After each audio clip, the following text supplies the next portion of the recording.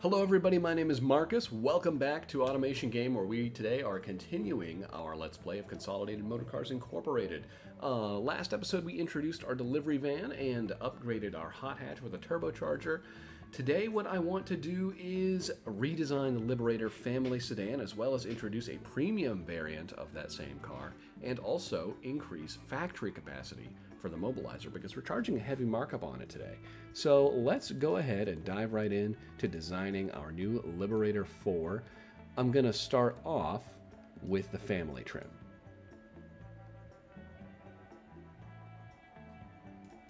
Okay, now in terms of body selection, I think I am going to do this guy right here. That's got pretty good cargo volume, or rather passenger volume, and a pretty short wheelbase. It's got that nice high top to it, and it's got good drag too. So this is going to be our pick right here. Ooh, I would like to do treated steel, but I can't because we're building it in a medium factory, and I don't think we're going to change that this episode. So regular steel it is. A monocoque chassis, of course. Ooh, do we want to go AHS steel? That's really nice, but it's also kind of pricey. Or do we stick with the good old-fashioned Galvy? I think we stick with the good old-fashioned, and McPherson struts up front. But we're going to make one big upgrade, and that's to multi-link rear suspension. I think will be a really nice thing, especially if we're going to try and compete in that premium bracket. It's going to give us a good competitive edge, and I think this would be a good place to gain some familiarity in it. Maybe we could even trickle it down to some of our cheaper cars eventually. That would be really nice, and that's a potent combination. The struts up front with the multi-link rear, that's the way a lot of cars are still built today. Usually that's, I think, the most common setup, even for volume cars. Now, for the engine, what I'm going to do is we're going to just reuse our existing 2.2. It's still a pretty new engine. Probably some pretty moderate upgrades here. I might just stick like, ooh, we can go over to low friction cast pistons. That's kind of nice. And we can grab a couple of points of compression. Do I want VVT? No, I don't want VVT. It's just more complexity. It's actually a pretty good feature, but I don't think it's what I want for this particular automaker. And let's even squeeze a couple more points of ignition timing out of it. Can we rev it a tiny bit higher? Yeah, we can. That's the limit, though. Okay. That looks all very good. Let's move right along. All right, now we come to the car design. Let's select the sedan, which is what we're going to use, and then I'm going to just give us a little bigger trunk and quite a lot bigger cabin. Kind of max that out, and I think the front's good as is. Let's go right along. Design is coming later, as always. Transverse front-wheel drive, it's all you need. Advanced automatic, perfect for family cars. We'll go for the 5-speed, but we are going to stick with an open diff. Take that gearing up, give it a little bit of spacing. Wheels, radial tires with a medium compound. Or did we do hard long life? I think we did do hard long life. I can't quite remember, but let's start with hard long life. I'm going to stick with steel wheels at 16 inches, but I want to give it just a little bit bigger tires. And looks like we can have some spacing added in the back. Can we flare the fenders on this at all? Oh yeah, we can. That looks okay. So let's do that and get a little bit more spacing. Having that spacing like just a little bit is nice because it can help with the roll angle. I mean, you don't have to use as stiff a sway bar, which is helpful. Solid discs. Let's see if we can get away with one piston up front because these are pretty big wheels, and we'll try to do drums in the back still. No under tray, cooling airflow right up at 70. Interior, 2+3, the bench in the back looks good. Standard, basic, 1 point of quality. I think that's what we were doing before, and it seemed to work pretty well. Ooh, we can switch over to electric power steering. I'm pretty excited for that. That should give us a little bit more reliability and a little bit more fuel economy, but it's not as good for driving feel as variable hydraulic. So that's the trade-off you make, but I think for our purposes, it's a good trade-off. We can give it ABS. We have some familiarity in it now, and we'll go for standard 90 safety, progressive springs with regular dampers, and we'll tune it for normal and see how it looks. Okay, that's pretty good. Let's see if we have any warnings. Okay, we have warnings in brake force. Oh, let's see if we can fiddle with this a little bit here. I might need to step up to 2 pistons in the front, and then that would actually give us a lot of breathing room in terms of pad type. Okay, yeah, that looks pretty good. Yeah, liking the look of that. Anything else in here? Let's take a look at the ride height. I might want to try and lower it just a little bit, about like that. That's looking good. All right, we can take the camber out, max it for drivability. I like this. And do we want stiffer springs maybe? No, actually, we don't want stiffer springs. Those springs might be good exactly where they are. We can drop some sway bars out of it, though. We can make those a little bit more relaxed. 6.8, perfect. That's a nice comfort-oriented setup. And I think that right there is our family car. It says the tires are wide, but I'm going to leave them as is. It's only a little bit wide. 195s. This car will come out in 2000, I think, for a family car. 195s. That sounds about right. So what I'm going to do now before we hop over and do the premium variant is just do the design for this car, because then we can clone it. I don't have to design it twice. And yeah, we'll see you guys in just a minute. Give me a moment and we'll see what I come up with.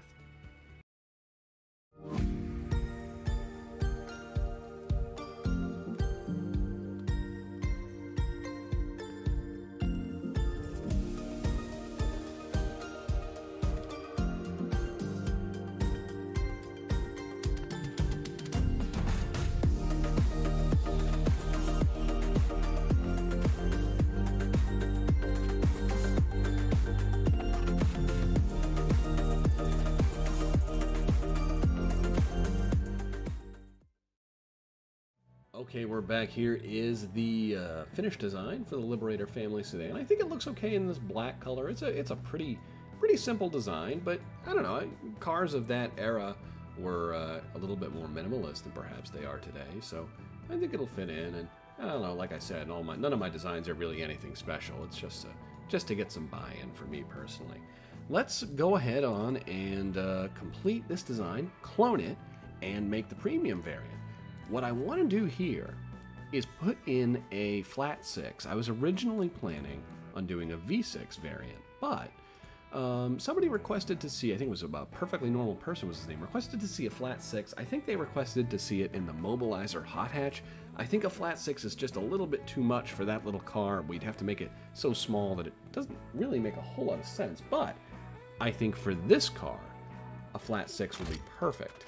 We're going to stick with our standard materials. I will stick just overhead cam 2 valve. That should be just fine. And we'll take it down to 2.8 liters, and it fits in that engine bay just about perfectly. And I think this will be a perfect engine to power our premium car. Let's go ahead. We'll do cast, hypercast for this one. We won't go low friction. Take the cam down to 35. We want to get a little bit of power out of this. And 8.5 compression. Let's try it. Stick with NADASP for now, multi-point EFI, single, standard intake, regular fuel. We'll lean it out just to 14.5. I don't want to go all the way to 15 on this one. I do want to get some power out of this engine. 50 ignition timing, that's fine, and I will set our target for revs at 6,500. I think that would be perfect, but we'll see. Short cast headers, dual exhaust, high flow, and we'll do straight flow, then reverse, straight through, and then reverse flow, rather. That should be a nice combination to get it pretty quiet, so we can choke it down a little bit. That's a little bit too much. Throw a point of quality into fuel, take our compression back up for everything we can get out of it, and we actually probably don't want to rev it quite that high. We're not really making good use there. Yeah, 6,400, that looks perfect. Do we have any warnings? No, we don't. Looking all very, very good here. Let's give it a quick listen, see how it sounds. Ooh, it is kind of heavy, 420 pounds.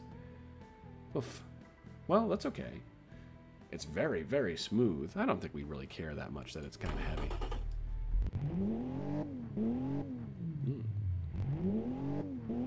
Sounds pretty good. Clearance on the side of the engine is very narrow. Whatever. It's fine. Okay. We're going to make a couple of just light tweaks to the design here for the premium variant, but going to stay more or less the same. Moving right along, I don't think we're going to make too many changes here. Just a little bit taller gearing and a little less wide spacing. Actually, did I check the gearing on the old one? Should we have made taller gearing on the old one? Did I forget that? I'll have to go back and take a look after I finish this one, but this one certainly needs higher gearing. Or is this engine just that much more powerful? We'll give it medium compound for tires. Same width. I think we will go up to 17-inch rims with alloys, though. They'll like that. We're having a good score in the family sport. That's pretty nice. Brakes are still looking good. I don't think we need to make changes here. Aerodynamics. Do they like a semi-clad? It gives us a slight increase, but I don't know if it's quite worth it for all the negatives. Interior. Let's swap over to premium. Ooh, we can target the premium budget segment and then standard cassette. We got a nice looking score there now. Everything here will stay the same. And let's give it fancy dampers to increase comfort a little bit. And the ride is naturally slightly softer, just because it's now a heavier car. But let's see if we can make it, oh yeah, we can make it even more comfortable. Look at that. Oh, a super comfy ride. I don't want to go any further than that, though, because we're eating into our drivability score. And that's also important. I do think we want to have just slightly stiffer sway bars. Yeah, 7.2 as a roll angle, that is perfect for a premium car that has no pretenses of being sporty. So that looks okay. I've named our engine the Firefly 2.8. It's the B94, B for balanced. Just for kicks, I want to see how fast this car gets around the test track.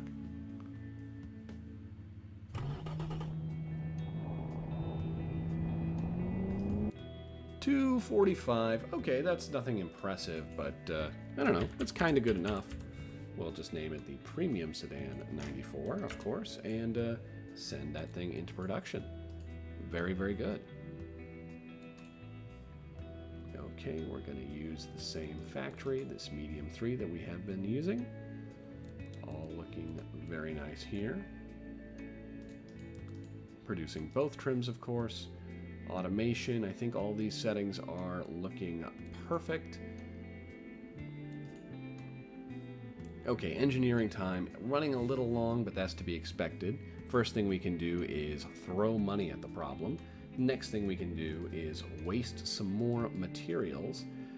I think we have really no choice but to go for a 6-year engineering time on this one. That's still not too bad. That'll have us coming out in the year 2000.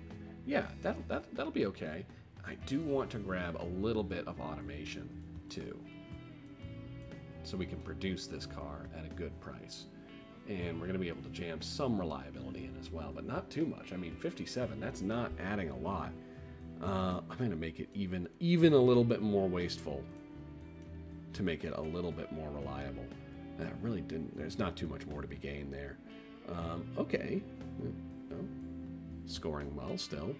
This engine factory here should be good to produce all the engines we need, but then for this one here, the medium 3, we had way more engine production capacity for the Reliant than we really needed, so this is where I'm going to produce that flat 6 motor.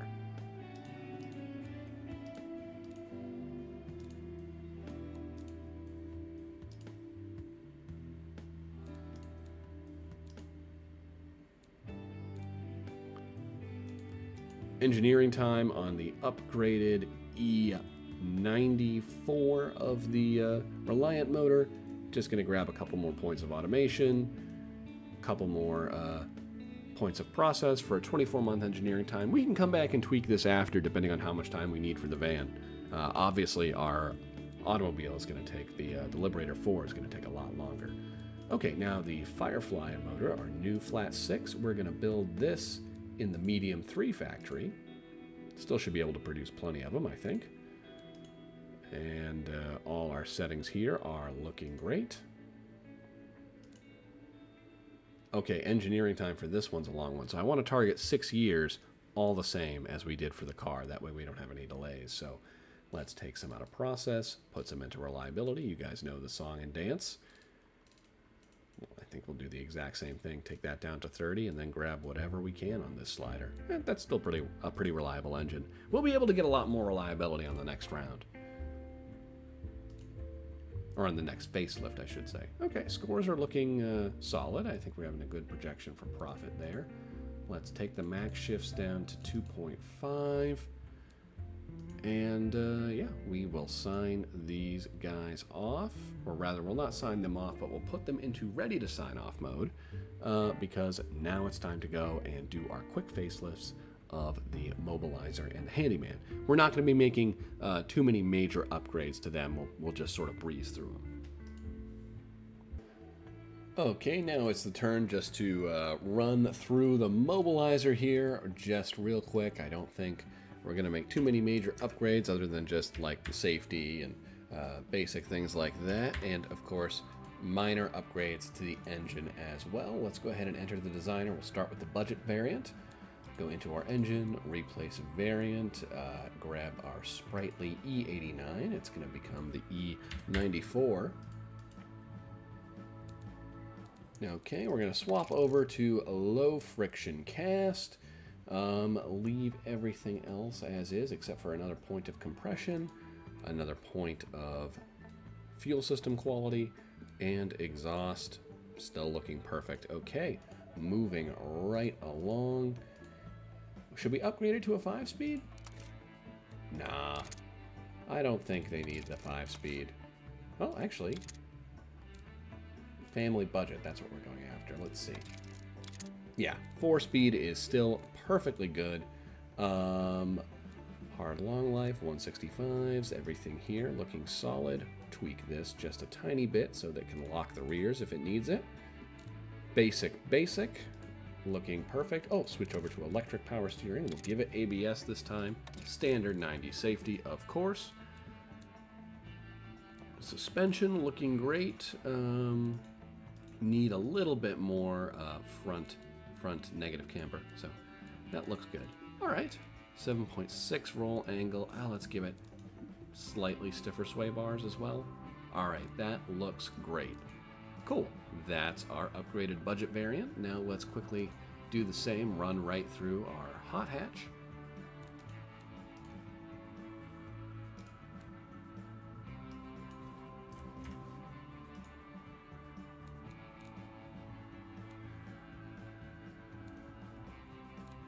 Alright, still going to stick with Hypercast here.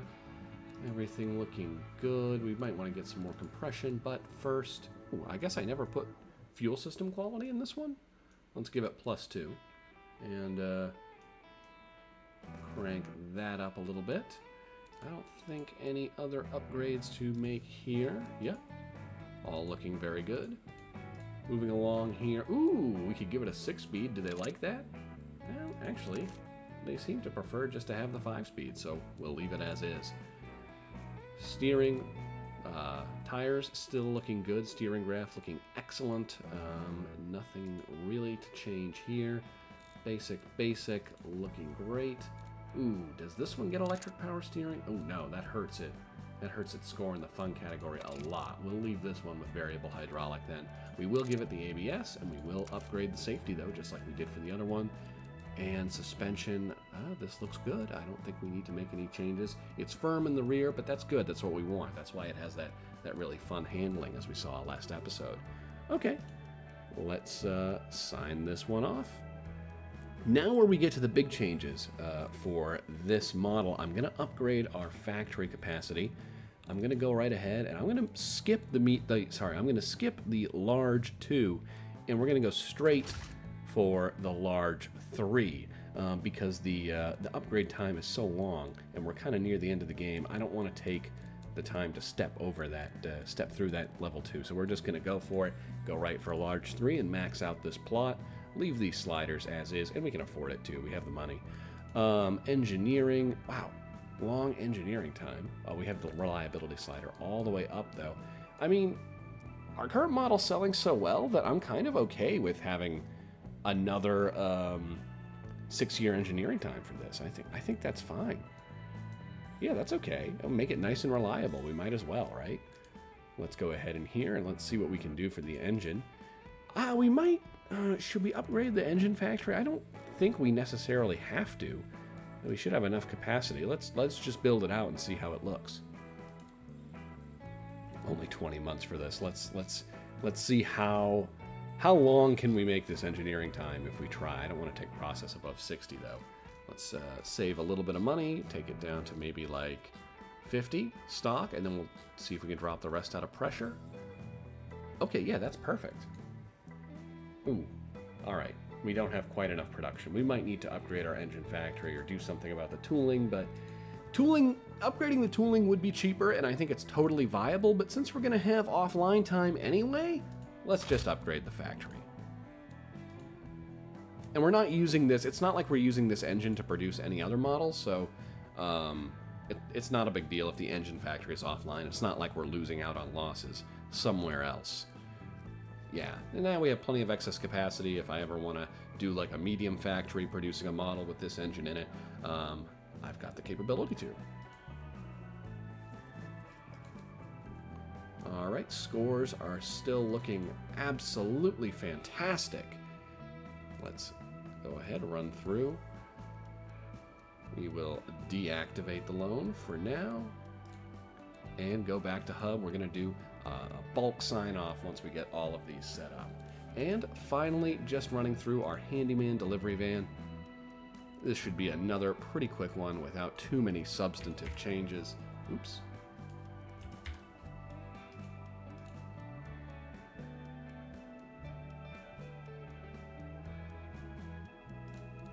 We're just going to grab the existing engine, the E94 variant that we upgraded for our family car. Same exact thing here.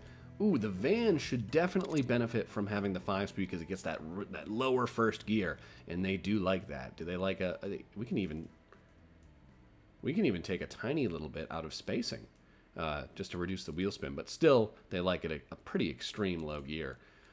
Wheels, everything here is looking great. No upgrades to be made. Do they want a radio? Yeah, actually they do want a radio. That'll help a little bit. And electric power steering, they like that. ABS, they don't like that, but we're just going to throw it on there because we're throwing it on everything. We need to throw all our eggs in that basket, I feel like. Standard 90 safety, and we can leave spring setup as is. All looking excellent here. Okay. Now we're going to take a look at the factories. Do I want to upgrade the factory for this one as well while I'm at it? I don't think we do. We're not selling any markup on this yet, and I want to time it such that we upgrade capacity of the large engine factory producing the Reliant motor at the same time we upgrade the auto production capacity for the car itself. That way we don't we minimize the factory offline time. I want to try and sync those two as much as possible. I don't want to have to pay the opportunity cost twice, as it were.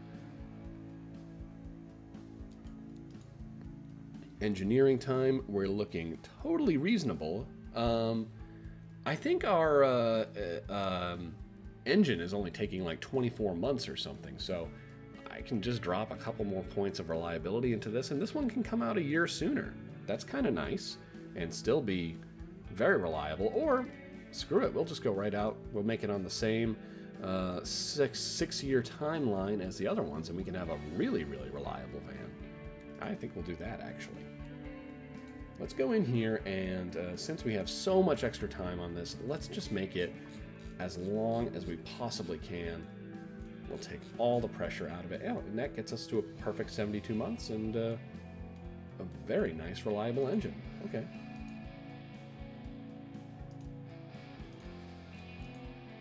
Score is looking absolutely fantastic. This is going to be a great seller, I think. All right, let's complete the design, and now it is finally time to sign everything off. Let's see what our total cost is, 7.6 billion. Okay, so we might be able to... I'm almost tempted to not borrow at all, but I think I really would like to not go into the negative on this, so what I'm going to do is I'm just going to borrow 20% of the cost of the project. So that would be like, I don't know, 1.5 to 2 billion, just to cushion us a little bit. I'd like to spend the money that we have, and then that will also help us like pay a little bit less taxes as well. So let's go ahead, we'll sign this off. All of our big batch of upgrades here. We'll let the game play and see how these come out. It's the first sales tick of our new models, and things are looking really good so far. I'm just going to run it like I usually do here, just for a couple of ticks before we dive into engineering new things. And we had a quality issue. Oh no. Let's see here. I almost always find that quiet recall seems to be the best option for these quality issues. It's like I could have a guaranteed 1.8 reputation damage, or for less cost, I could have a chance of 0.4 reputation damage and 1.8 prestige damage. This almost never makes sense. Like, this risk is so high. But these guys here, I mean, this is so cheap. It's almost like, might as well do it. Let's let this run again just for a little bit. Making a nice markup on our cargo van now. I think the next thing we're going to do is upgrade factory capacity for these guys here. And now we're now selling about twice as many. I'm going to pause it. We're selling about twice as many, I think, of our mobilizer hatchbacks, and at less of a markup and at more competitiveness. And the family sedan, are we selling? Interesting. We're selling a lot more of the premium sedan than we are of the family sedan. Huh. How peculiar. Are we not selling any of the family sedan? Are we not selling any of the family sedan? Huh. I wonder if I maybe messed something up in the production of it. I don't know. Strange. Let's let it run for one tick and see. That's all for today's episode in the automation segment. I am going to go ahead and export the premium sedan with a flat 6 engine in it over to Beam. We'll take it for a test drive, and I'll see you guys over there. Welcome back to Beamng.drive. I've had a little spin in the Liberator 4 premium sedan, and it's a pretty fun car, except for the fact that something with this body in the Beam export, I think it's something with this body. It likes to bottom out over like every little thing. I'm not really sure. Just like that. In ways that the other cars didn't. It's not that much faster either, and in-game, supposedly, it's got a 15-inch ride height, and it doesn't look to be a particularly low-riding car. I don't know. But aside from that, it handles pretty well. Rear end's very planted. It turns in okay for having such a heavy engine up front. It sounds great. I really like the way that these flat sixes sound. And overall, it's a pretty nice car to drive. You can feel that it's heavier than most of our other cars from all that, not only the engine being heavier, but also all that premium interior and fancy schmancy leather and stuff weighing it down. All told, though, this is a pretty nice car to drive. You know, bottoming out the issue like that notwithstanding. It does seem overall to be a pretty composed car. You do have to be a little bit quick on the braking going into corners, because it does tend to plow a little bit under neutral throttle like I just did there. So I think that's going to wrap it up for today's episode. Next time, what I want to do is expand our factory capacity and introduce a utility model, a pickup truck variant. Let me know if there's anything else you guys would like to see. As always, thank you so much for watching. I really appreciate it, and have a great rest of your day. Bye.